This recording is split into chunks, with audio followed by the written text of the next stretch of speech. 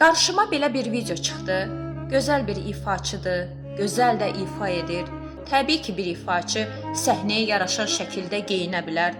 Buna bir sözüm yoxdur. Amma bu elə bir musiqidir ki, nə zaman bu musiqini dinləsək, hamımızın ilk yadına nə düşür?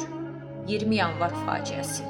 Çünki ağlımız kəsəndən 20 yanvarla bağlı bütün görüntüləri bu musiqinin müşayiəti altında izlədik. Qana bulanmış qərənfillər, şəhidlərin görüntüləri, qazılan məzarlar, çiyinlərdə daşınan tabutlar, bəlkə də hamımızda uşaqlıqdan qalma bir 20 yanvar travması var.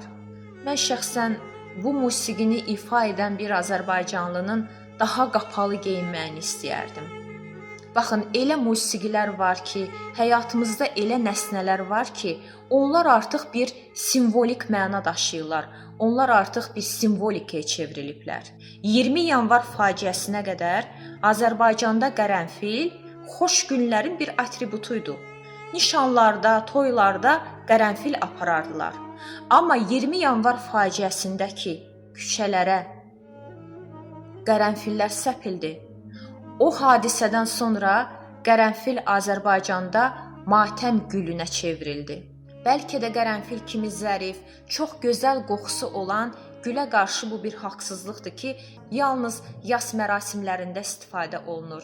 Amma bu da qərənfilin bir acı taleyi oldu.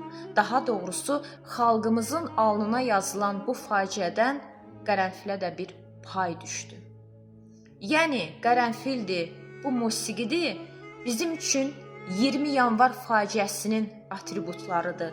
20 yanvar faciəsinin simvolikasıdır.